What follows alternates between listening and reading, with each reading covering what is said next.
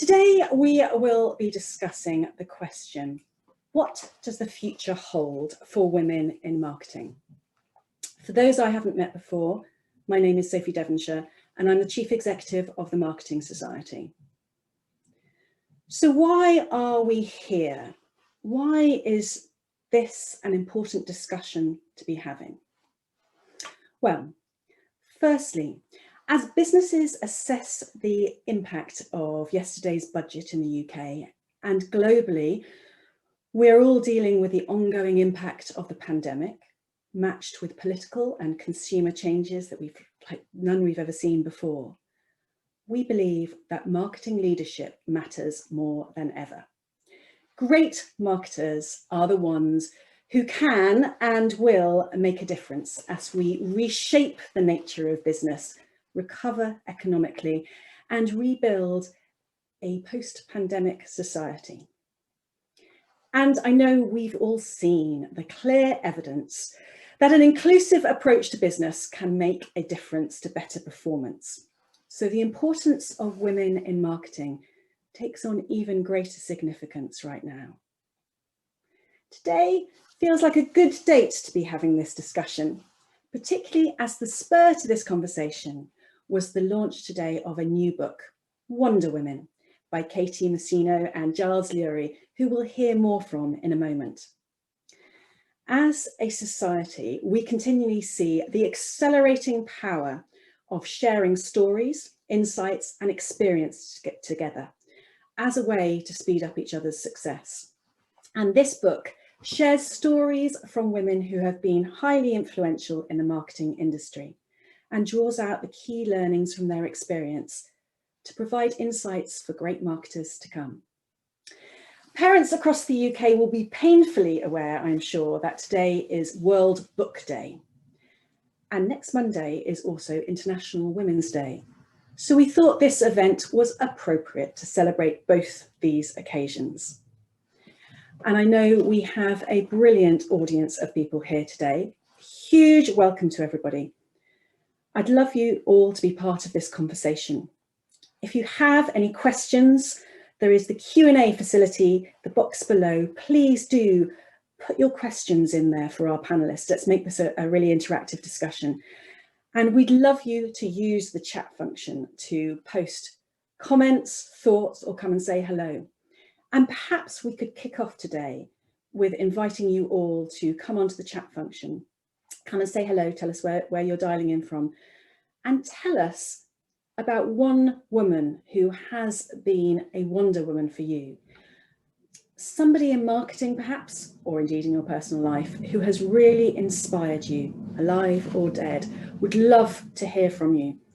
Please come onto chat and share your person. And while you're doing that, I would love to introduce the two authors behind this new book. Giles Lury is a VW Beetle driving, Lego watch wearing, Disney loving, Chelsea supporting father of five, who also happens to be a director at the marketing consultancy, The Value Engineers. And along with Wonder Woman, he's had 3 other books published. Katy Mousinho is managing director of The Value Engineers, and with 30 years experience in insight and brand strategy under her belt. She's a mother, a grandmother, and a feminist. And she is now enjoying a life of freedom and flexibility, having forsaken the world of full-time working to pursue multiple activities, including writing, health and fitness, travel, and helping out small businesses with their brand and marketing strategy. Hello, Katy. Hello, Giles. Hi, Sophie. Good morning, Sophie. Well, congratulations both on the launch of the book. It's very, very exciting. But why did you do it? What inspired you both to write this book? Well, perhaps I better take that because, as you said, I've written a few books before, and a number of the books I've written have featured stories. And I was talking to another writer. This one was one of those 5 children, my son Callum, who is a singer-songwriter. He's the front man for the band The Blue Highways. And we were talking about writing, and he had written a song called What's a Man to Do, which is a lovely song around a man who can't move past whether it's his wife or a partner who has died. And it's a quite moving song, but it's written from the man's perspective. And we were talking about writing from a woman's perspective. And I was challenging him to say, could he do it? How would he find it? And he was saying how difficult that would be.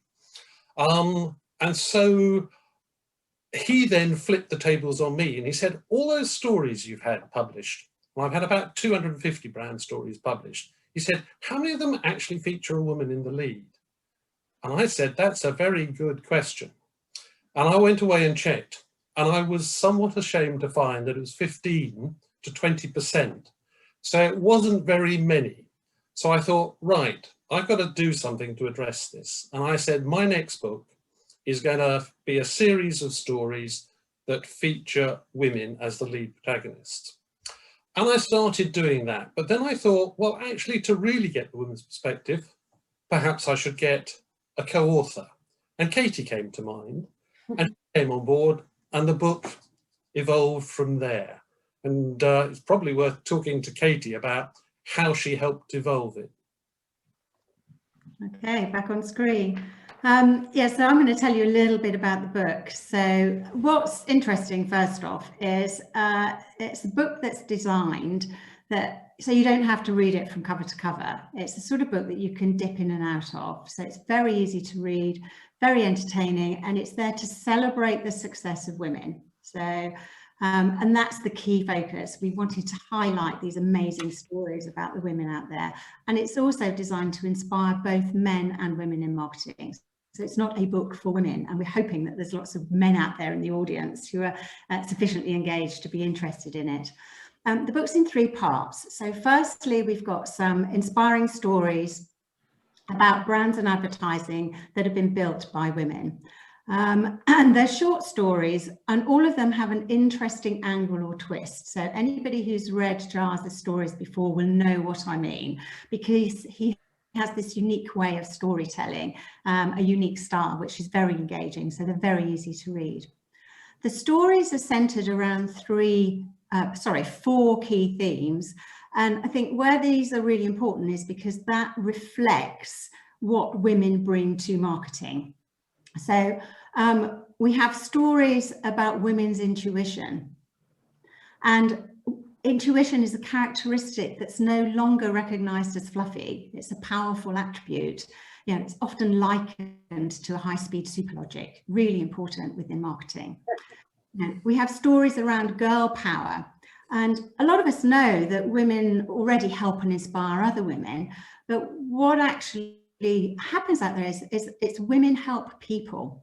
So it's the characteristics such as empathy, collaboration, building teams, understanding consumers that women bring. And again, these are all really relevant to marketing. We have a women's place, and for us, the women's place is not in the kitchen, but it's to challenge. Interestingly, on Monday, it's International Women's Day, and the theme this year is #ChooseToChallenge. And we've got lots of stories around women who have challenged the status quo, who've made things different, who've done things differently and made things better because of that. And we have stories around a woman's work, and they really center around the extraordinary ability that women have to work hard, but also to work well. And all of these have such direct relevance to what we need to do today in marketing.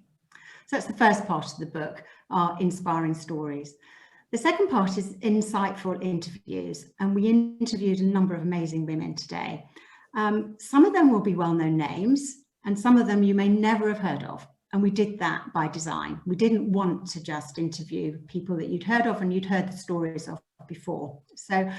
And what's interesting though is we talked to women across the decades. So we have some women who started their careers in the 70s and 80s through to millennials.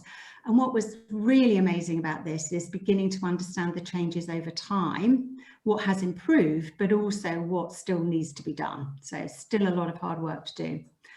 And then across both the stories and interviews, we've got a range of sectors, we've got a range of specialisms in marketing, and also geographies, different geographies are represented. So it's quite broad.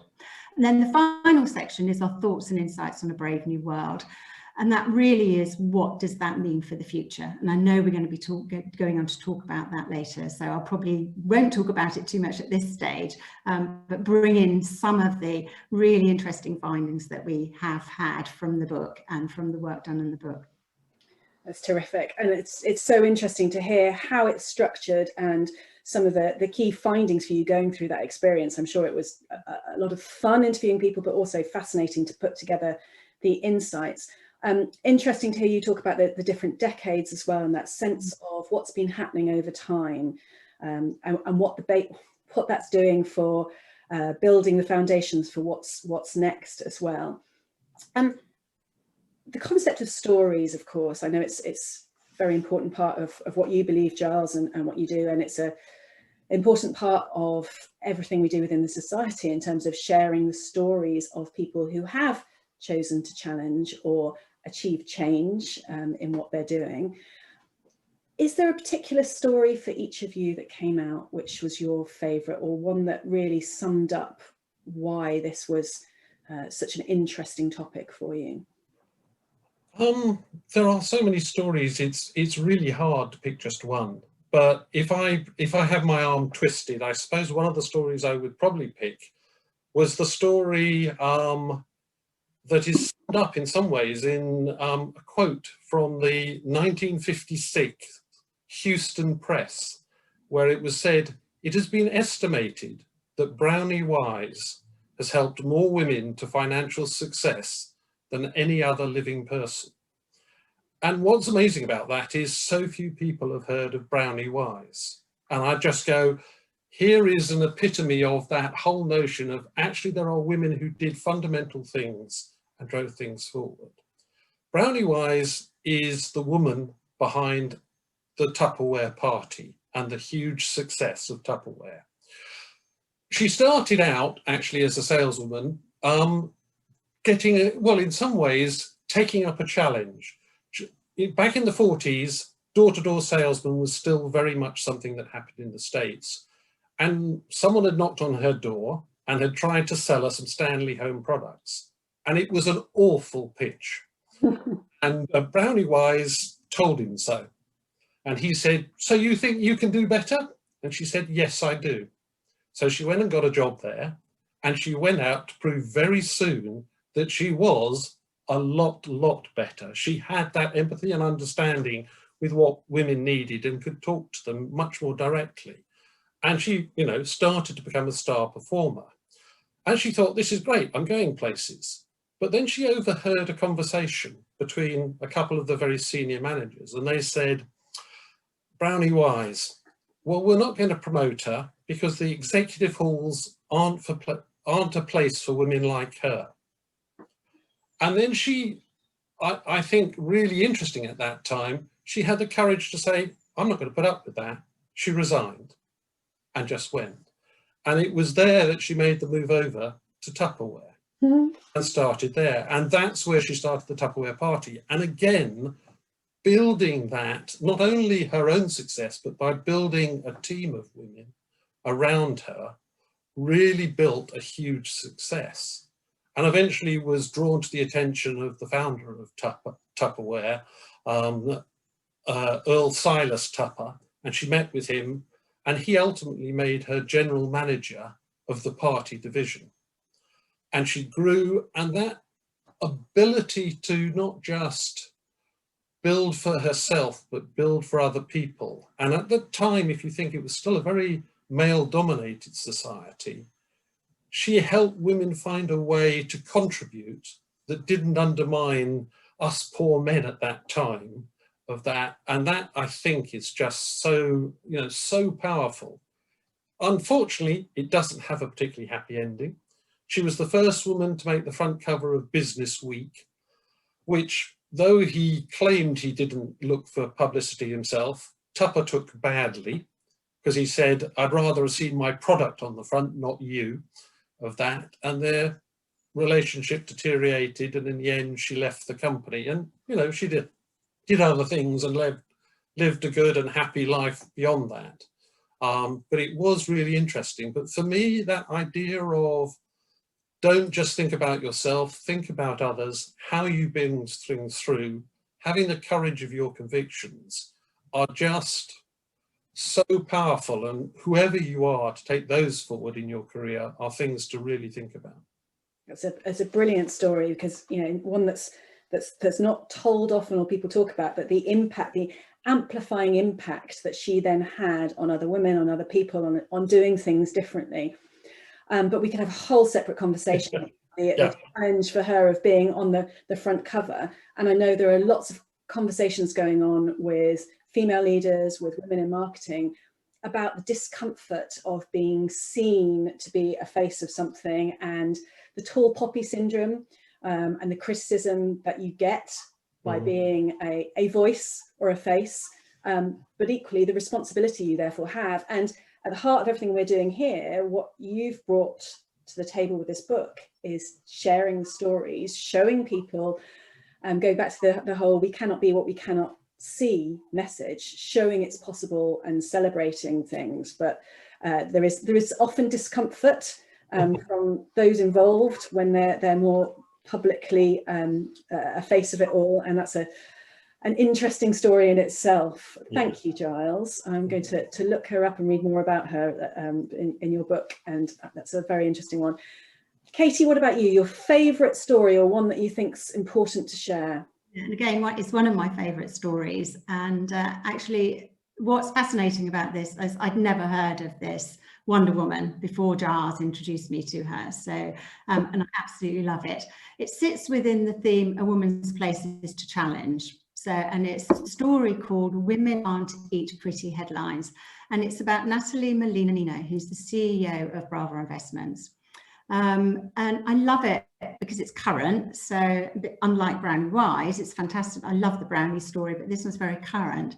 And she's a real role model for today. So if you go on to YouTube, she's talking all the time on YouTube, and she says the most amazing things. I will shortly be sharing something on our website. So she's an amazing, multi-talented woman. She's a very successful serial entrepreneur. She's an advocate for women, and she's also an author. She started out at 20 launching her first tech startup, and by her mid-30s she'd already built 4 companies, so massively successful very, very fast. However, she realized that her success wasn't just that she was a female engineer, it was her ability to tell stories, and this is why her story is so relevant to marketing. So there were engineers out there who could code circles around her, you know, but she was the person who could always explain complex concepts to anyone. So what she discovered was that she had this unique talent of storytelling and creating narratives, which is so important and led to her success. And with this confidence and with this insight, she moved into the world of investments. And she used her very strong sense of purpose together with her storytelling skills to help women-led businesses with the aim of creating a level playing field for female entrepreneurs. So that was the first step for her into investing. But because she was always challenging herself, she thought, what could she do next? What was the big purpose? And she decided she really wanted to shake up the approach to investments, and she founded Bravo, and she's CEO of Bravo Investments. But the twist is that she didn't want Bravo to limit its investment to female-owned businesses. Instead, she wanted to focus on companies that would disproportionately benefit women. So it's a different take on how to invest in organisations. So an investment in a female-owned company may make a nice headline, but if that investment only makes one woman wealthy, is it really shifting the dial? So, or worse, you know, it could be one woman, but it's not necessarily environmentally the right thing to do, or might not be right for the workforce. So her purpose with Bravo is to look for high growth companies that do things like pay They're mostly female workforce and living wage, give them the benefits that they deserve. So if you think about elderly care, childcare, domestic workers, food, all of these industries which have so been brought to the fore, for example, with the pandemic, she makes sure that Bravo is investing in those businesses that disproportionately benefit women. So hence the title of the story, Women Can't Eat, Pretty Pink Headlines. Superb, absolutely superb. A great example again of impact and innovation and the courage, the bravery it takes to do things differently, and then what can happen. Thank you so much, Katy. Thank you so much, Giles, for the stories, for writing the book, for stimulating our thinking today. Really, really interesting. And everybody listening, the book is available. And we'll put some links in the chat, and there's a special discount for everybody for those who are interested. But brilliant to hear the stories of those who've chosen to challenge and created the change. I'm now going to invite in to the discussion three of our panelists today, our three speakers, two of whom were featured in the book Wonder Women. So first up joining us, we have the amazing Edwina Dunn, OBE. Edwina is the founder of the Female Lead, which is an educational charity which is dedicated to celebrating the achievements and diversity of women. And I know the foundation's donated 18,000 copies of the Female Lead, Women Who Shape Our World, to schools and universities across the UK and the USA. Edwina is a recognised entrepreneur, and she is a pioneer in the data and technology industry. She's had a career of delivering transformational business change. She is a change maker. And Edwina was CEO and co-founder of dunnhumby, which revolutionised the world of retail and consumer packaged goods, and pioneered the Tesco Club Card and other global loyalty programmes. And of course, Edwina is a fellow of the Marketing Society. Great to see you, Edwina. Also joining us here today, we have Sandy Griffiths, who is hopefully in a place that isn't about to experience a great storm. Sandy is an experienced and dynamic marketing professional from South Africa, where there is a storm forecast at the moment, so we're watching out for that. And Sandy has more than 20 years experience in local, regional and global roles in the US, UK, Europe and Africa. She was recently a marketing and innovation director and is currently working on special projects at Diageo. My favourite fact about Sandy, which is a whole other story, is she's the only person I know, and probably the only person any of you know, who hung up on Nelson Mandela twice. Hello, Sandy, welcome. And last, but by no means not least, we have the brilliant Danny Russell, who is a celebrated insight and strategy consultant with 28 years of client-side experience under his belt for his sins. Danny's been running his consultancy since 2015, and he works with the likes of 21st Century Fox, Vodafone, The Economist and Metro Bank. Hello, Danny. So thank you for joining us, everybody. I'm going to start off by asking Edwina to tell us a little bit about the Female Lead. I know it's a campaign that celebrates women's stories and showcases the lesser known successes of women. So very much in line with what we've started talking about today. And you've done that in order to support and encourage the next generation. So could you tell us a little bit about the history of this campaign and what's going on with the Female Lead right now? Thank you so much, Sophie. Yes, the Female Lead, really, it's a celebration of amazing women. And I've been watching the comments as they've come through the chat and some of the wonderful females that, you know, both Katy and Giles have talked about. You know, my book and my emphasis is really about living amazing women today, and sort of vibrant stories, all age groups. And the important thing is, you know, when I was growing up in school, and really I think still in many schools today, a lot of the women who are talked about are old and dead. And, you know, they're still fantastic. Florence Nightingale, wonderful. Ada Lovelace, wonderful. But they're so, I mean, how do you relate to them as a young girl today? So the book and the films and all of that are really aimed at young girls, to really show them that you can be what you can see. So the opposite, you know, seeing is believing. And that's really what we want to showcase. Because of my background, I use a lot of data and research, and I've studied teenage girls, and we developed a campaign called Disrupt Your Feed, which was really try and get girls to follow real women, not airbrushed women like the Kardashians and the Love Island team. You know, it's very hard to wean young girls off them, but actually if we can mix in some amazing and real people, it kind of lifts their spirits, and we can measure it actually improves their mental wellness, which is incredibly important, and probably more so now than at any other time recently. My new focus, my new interest is on working women. So this Wonder Woman book, which is amazing, is really about working women, and that's what interests me at the moment. So we've been looking at 25 to 44-year-old women. And what we've been interested in is busting some of the myths about, you know, the fact that women aren't ambitious. Women give up hopes of a career after having a baby. They just want to settle down and be at home. You know, they're really worried about earning more than men. It's sort of embarrassing and not very feminine. That imposter syndrome holds us back, and that women don't like taking risks. And what we've been able to do is prove that actually a lot of women now, they don't worry about any of that. They're well over that. And actually they want to be ambitious. They want to come back to work. But there are some things that hold back. And we've revealed through a study with a psychologist from Cambridge, this mindset called the Unentitled Mindset. And really, the unentitled mindset is really about history and the fact that women have been conditioned to expect slightly less.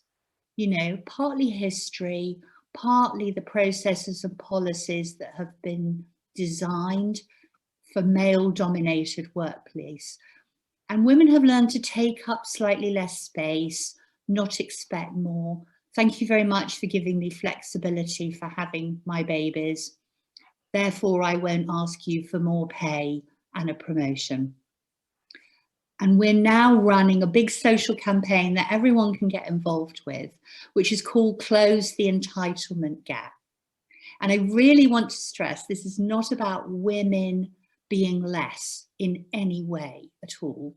It's about the fact that the conditions out there just slightly lead to this sense of women thinking, should I ask to leave work at 5 o'clock? Should I ask for a day working from home? And if I do, does that mean I should ask for less pay and less promotion? And we're trying to say, post-COVID, it's an opportunity to build back better, build in more flexibility. You know, you don't have to be in the office all of the time. You know, we don't have to go back to normal. You know, we can create space for dialogue and we can design better jobs around women. So that's really what the campaign's all about. And thank you so much for letting me talk about it. It's so terrific, Edwina. I love the unentitled mindset as a concept is such a game changer, I think. And as I'm listening to you, I mean, one of the things that strikes me, as it does so often, is how the skills of being a great marketer enable someone to really change what's happening in the workplace, in business, in the world as a whole. So the understanding of data and insight, tackling head on the myths or the benefit barriers or whatever it is, and understanding humans in order to create that change is so important. And as the workplace is changing, we know the workplace is changing at the moment for a number of reasons, to make sure that the unentitled mindset isn't holding everything back. It feels more urgent than ever.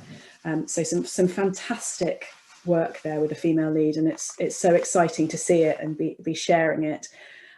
You touch, of course, on the overwhelming parenthood blocker myth or blocker when it comes to women in the workplace, which is talked about a lot.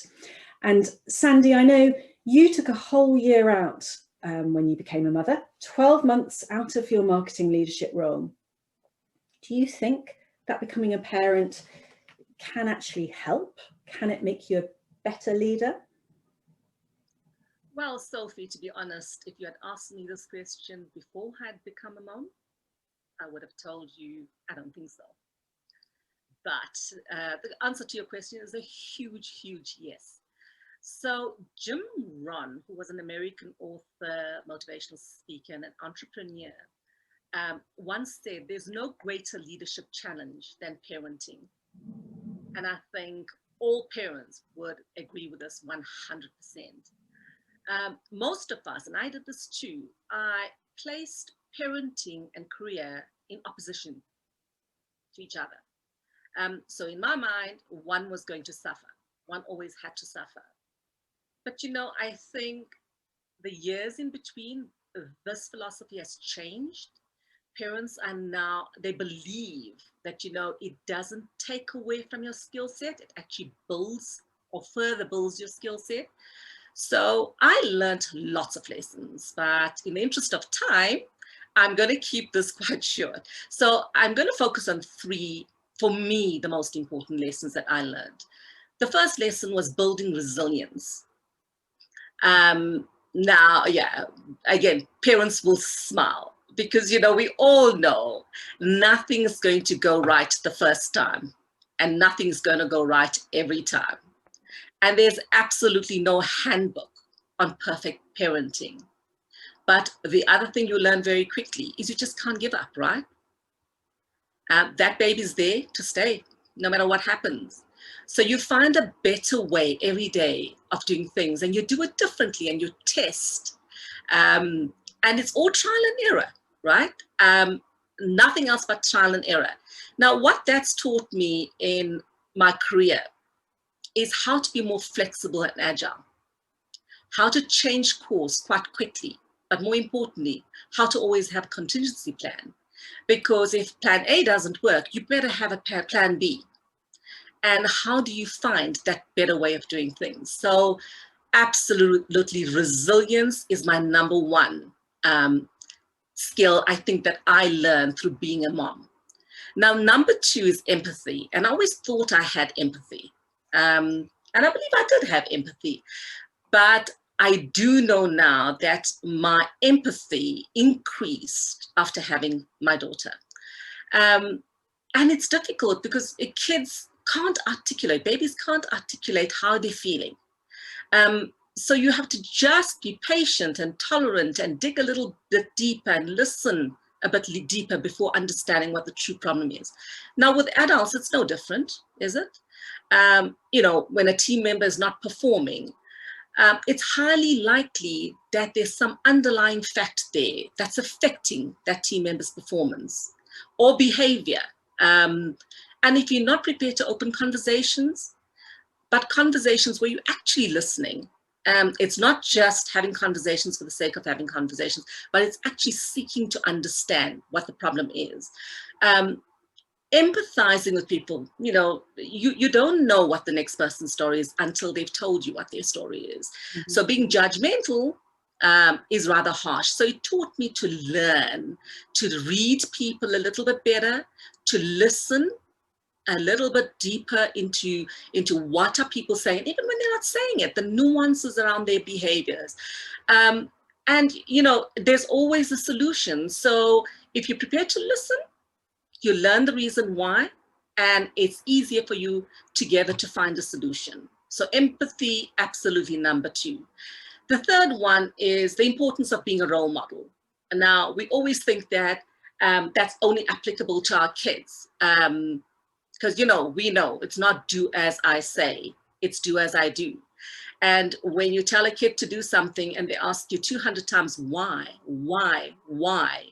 it gets very frustrating. But it's the same in the workplace, isn't it? I mean, if as a leader, you're not living the values and you're not a role model for others to look up to, you're never going to build credibility as a leader.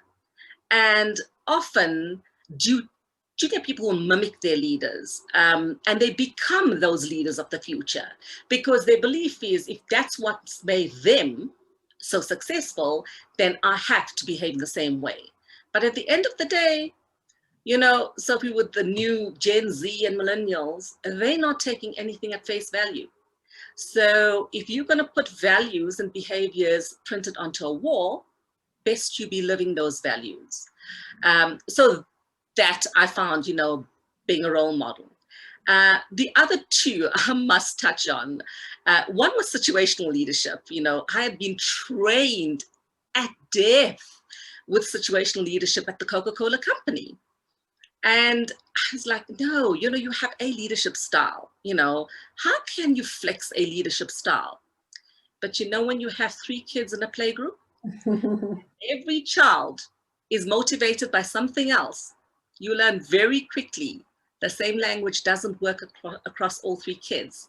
So you learn to talk to them in their language, and you learn to motivate them the quickest way you can and where it's going to make an impact. So anyone that thinks when a mom or dad takes a year off to become a full-time mom or dad, and they're stepping off the ladder and they're never going to be able to get back onto the ladder because they're losing skills, I beg to differ. I think they gain huge amount of softer skills that, you know, if you don't practice it, you just don't know. So me, the biggest leadership soft skill learning phase happened when I was a mum. Brilliant example, and great myth busting as well, in terms of it being a problem. And I know that, you know, we always talk about the importance as marketeers of having diverse perspectives and learning from different parts of our lives, and to see everything as a learning experience, a skill developing experience. You know, we are iterative as leaders, so to keep learning and building it, and to see that as an opportunity is great. And yeah, I'm laughing at Giles in the chat saying that if you can negotiate with a 2-year-old, you can negotiate with anyone. So seeing what that brings. And I think, of course, it's important when we talk about everything to do with equality is to remind ourselves that equality is good for everyone. And when we're talking about parenting, you know, that is a broader opportunity than just saying it is a purely mums only conversation as well. And I think it's very important to keep making sure that that's what we're looking at. What are we doing here to build the world for everybody and to build smarter workplaces as well? And Danny, you were at Sky in the very early days when it had just launched digital TV. I'd guess that at that time it was a fairly male-dominated business. How has Sky adapted over the years? Hello, Sophie. And thanks for inviting me. Yes, Sky was, for anybody on the call who either worked at Sky or worked with Sky in the early days, was an incredibly male-dominated environment. It was hard.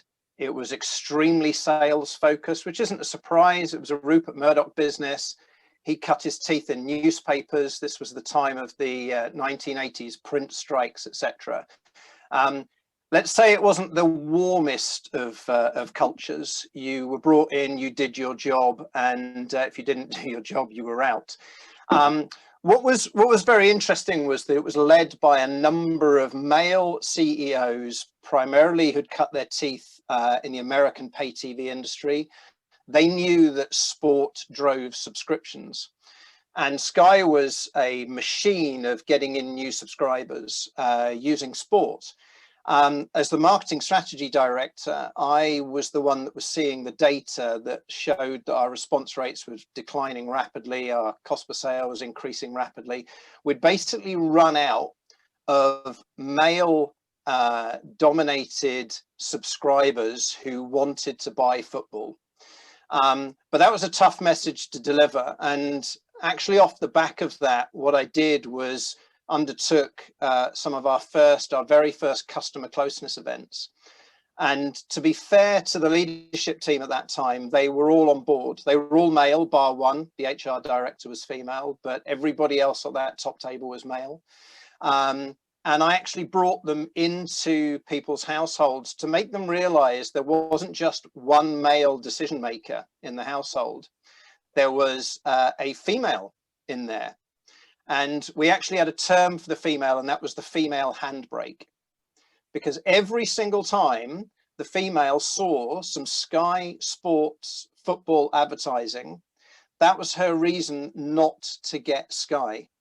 So actually our the piece of work that we did, the customer closer event, was fascinating because we talked to the male first. And of course the male was, I'm definitely gonna get Sky, absolutely, I love football, love Man U, sport, football, I'm definitely gonna get it.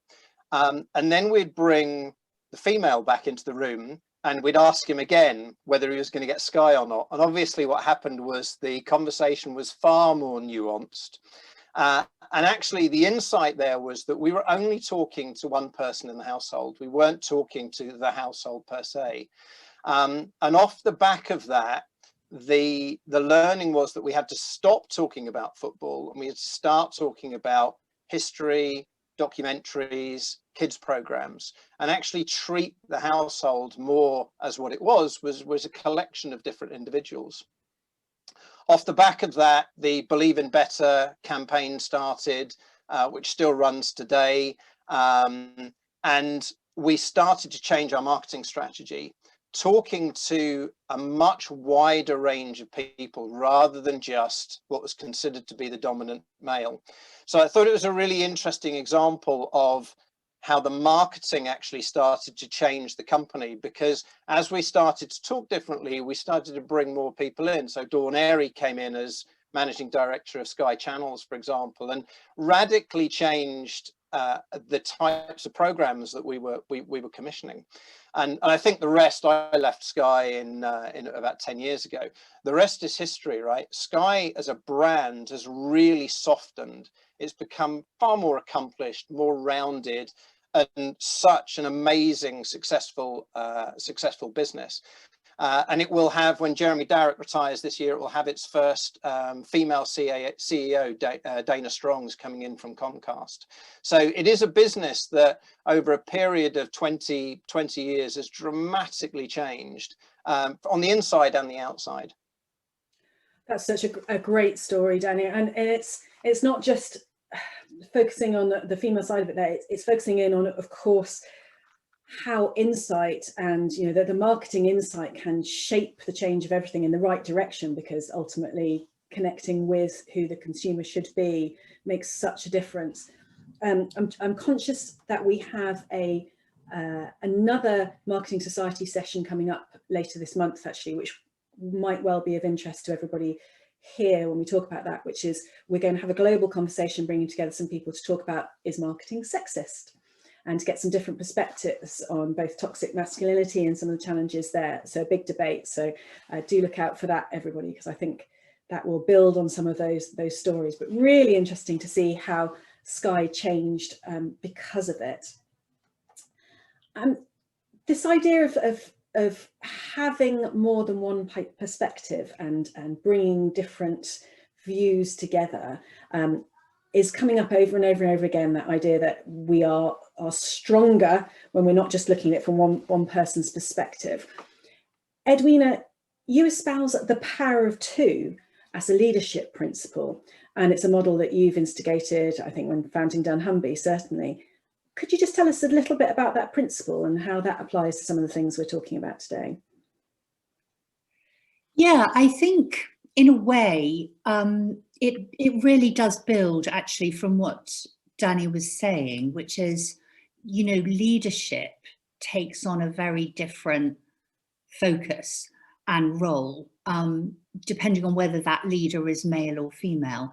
And, when I started work, I worked with Tesco, and Tesco were very traditional in the idea of leadership. It was a very strong man, and he would set the path for, the whole business, what products, how they looked, all the marketing, everything.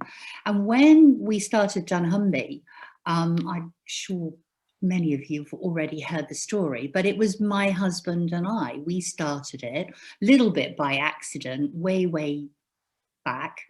And we were very opposite. You know, Clive was a computer scientist and mathematician, and I was not.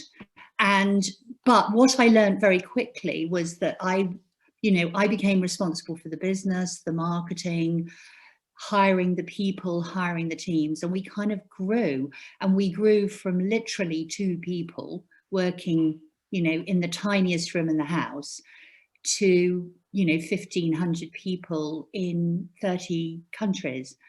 And, you know, it was a massive change. And what we discovered was that we didn't have to do what we didn't like doing ever, because we could just ask the other person to do it. And it was so simple. It was kind of genius. And I think the reason we stayed in the business so long was we only did the bit that we liked. And I think there's so much to learn from that. Honestly, the amount I've heard on development and coaching, which is, let's talk about the things you're not very good at. Let's strengthen those things. I actually don't believe in that. I believe find a partner who's really good at all the things you don't do and don't like doing, and then you can just focus on all the bits you love doing. And that, I think, was a large part of the successful model.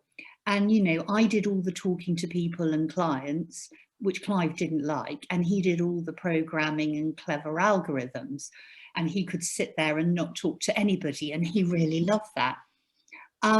And so it became quite a successful model. And when we then had to scale the business, when we were only 8 years old, we had to be in 30 countries.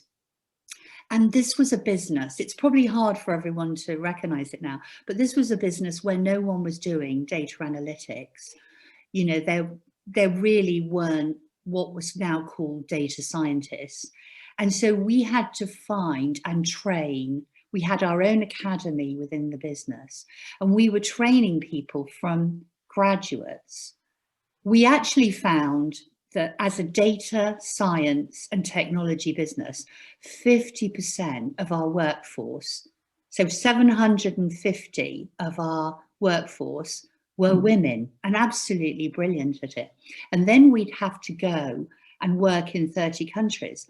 And literally we would send 2 people who were opposites out into each of these markets to run and lead multi-billion-dollar businesses. And I knew the first thing that would happen was we'd get a phone call from the CEO, you know, so the CEO of Metro in Canada, why have you sent me children? Because they were so young, because we'd grown them sort of quite often from graduates, not always. And I, you know, I would literally say, I can send you people who are older, for sure, but they won't have been in the business and learned as much as these people who understand how to do everything within the business. A year later, they were saying, please, can you keep these people here because they're brilliant. Change their careers, but the model worked. It's I mean, so interesting and so useful. I mean, all the high performance team analysis shows us very clearly that allowing people to play to their strengths and complement each other and work together gives you something so much stronger. And when you're trying to move fast, it's so much more efficient for people to navigate around their strengths. So an acceptance and an understanding that differences are a positive and as a sense of working together. And also that idea of the sort of the thinking partnership and people doing things together. I love seeing it within the marketing society when people have discussions together and work together. It's so much more energizing for people to have that, the power of 2. And obviously Katy and Giles have written a book with the power of 2, so it's evidenced here as well. Danny, we're talking here a little bit more about that idea of inclusion and how it's changed in society. I know you were chair of the Market Research Society when they launched the Diversity and Inclusion Initiative. Just very quickly, because I know we want to come on to some Q&As, some key learnings from that which you think are relevant to the conversation today? Yeah. it's interesting. So I was chair of the Market Research Society, which actually, to be fair to it, is a very diverse sector. So Jane Frost has been CEO for a number of years, but our presidents in the past are who's who in the marketing world, from Diane Thompson, Rita Clifton, and then Jan Gooding, who is also ex-chair of Stonewall. So about 3 years ago, we launched our first annual diversity and inclusion study. And we felt we were doing pretty well, but obviously as researchers, we have an inherent desire to start measuring things. And so we launched our survey. And the reason that we did that was because if the research sector is to provide insight and evidence about human behavior and society, then surely it has to be representative of that society. I would challenge the marketing world in terms of doing the same. People might be aware of the recent Stay Home, Save Lives campaign that was developed by an agency who I won't mention. But quite honestly, I don't know if you guys recall it, but quite honestly, this was January 2021. And I would challenge, even Jim Davidson would come out and look at this and think that's a bit off. I mean, to have 4 pictures, 3 of which are women doing homeschooling, house cleaning, and ironing, carrying a baby, whilst the man lounges on the sofa, is shocking. And I can only imagine that was created by male creatives. I mean, I just can't imagine anything else. And so what the Market Research Society, I think, has taken the lead on is actually taking that annual study. We've got some way to go. We're pretty good in terms of our gender mix. We're less good in terms of our pay equality. But what we have done from that, and actually what was an interesting insight and learning, was that because we started doing that, we started to energize our membership. And now we have WIRE, which is Women in Research. We have CORE, Colours of Research, and we have MRS Pride. And that's fantastic, because what it shows is that as a society, we've started to become far more representative of the society and the people that we're there trying to work for. That's brilliant. And just again, a great story of when people come together to tackle that. There's a few people you mentioned there who I know lots of people listening will be familiar with, and you've all come together to make a difference and make that change. And I'm conscious of time. I want to just grab one of the questions. I know we're answering them as we go, but Emma, Lindsay, if you're there, I think you had a question for Sandy. Can you come and join us on screen and say hello and ask your question? There she is. Hello, Emma. Hello, can you see me? Hopefully I'm coming through that. Hi guys, and thank you Sandy and all of the speakers today. It's been really interesting. I just wondered if you think that becoming a parent has changed your motivation or your ambition with your career going forward from now? Hi Emma, that's actually a lovely question. I must admit that when I got back to work, it really did change my motivation, and not positively, actually negatively. I just felt like I had to work harder, longer hours, because I'd missed out on a whole year, irrespective of the fact that I was keeping in touch with what was happening in marketing. So I was on top of everything, but just the fact that I'd taken a year off made me feel like I had to make up that year. So I worked harder, I traveled more, longer hours, but realized very quickly it wasn't sustainable, and I still had a baby back home, was trying to chase a career, and then suddenly things got a little bit clearer to me, and I started to draw boundaries. So it wasn't I didn't stop reaching for the sky and the stars, but what I did is I put boundaries within that. So, there's this terminological freedom within a framework. So I created that framework, but I had freedom inside that framework. So there's several things that I decided I wasn't going to do anymore. you know, I was going to stick to my working hours. You know, if necessary, I'd put in a couple extra hours, but I was not there to try and prove that I could do the job that I actually could do.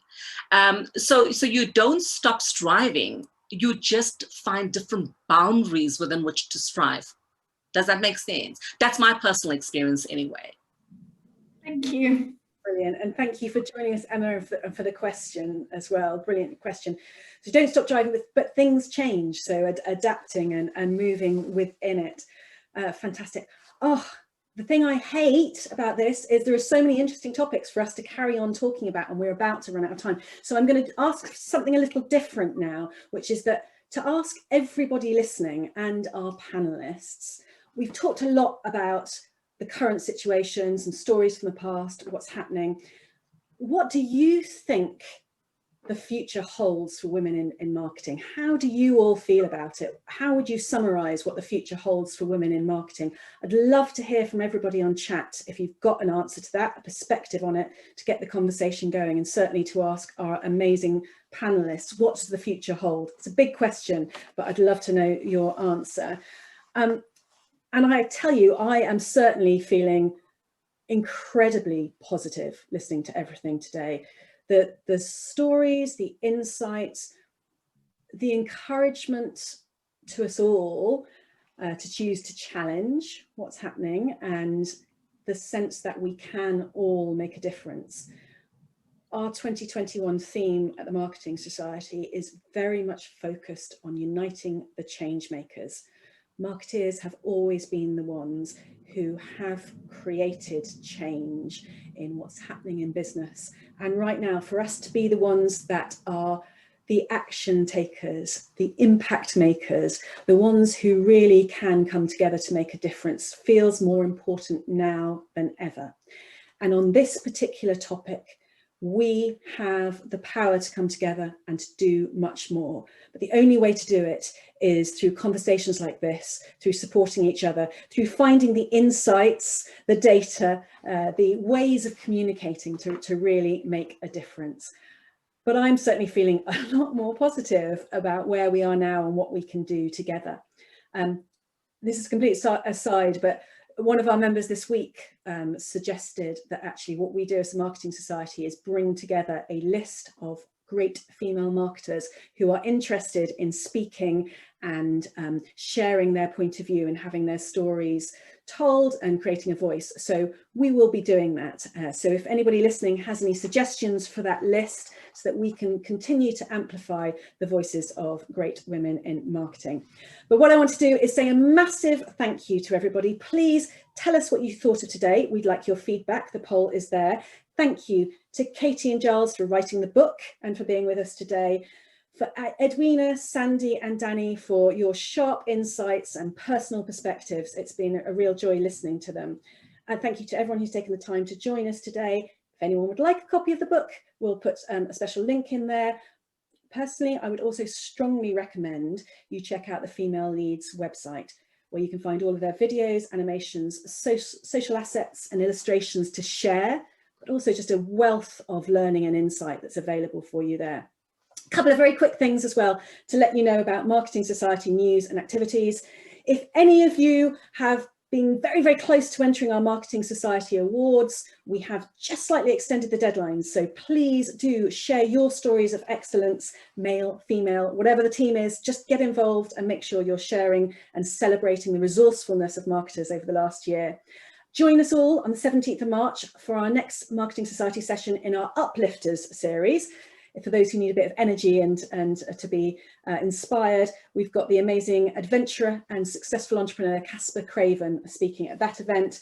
You can also hear from the legendary Seth Godin at an event in partnership with our friends at Marketing Kind on the 11th of March, and the unmissable event, the 2021 Marketing Society annual lecture this year. It'll be hosted by Sil Saller, our president, and it features Gary Coombe, who is the global CEO of Gillette, a fantastic man with a marketing background and a lot to talk about. So please do make sure you book that for you and your teams. Any feedback or thoughts, let me know. Sophie@marketingsociety.com, or come and connect on LinkedIn. Marketing Society members, also please, if you haven't joined us yet on the Coffee House, our space for connections and conversations, please do make sure you do that. These are grueling times for people in business. It has been a long slog for everybody. We're here to help connect, inspire, and accelerate your success. Please let us know what we can do or what more you can do to help the community. And thank you so much, everyone, for being part of today. See you all soon.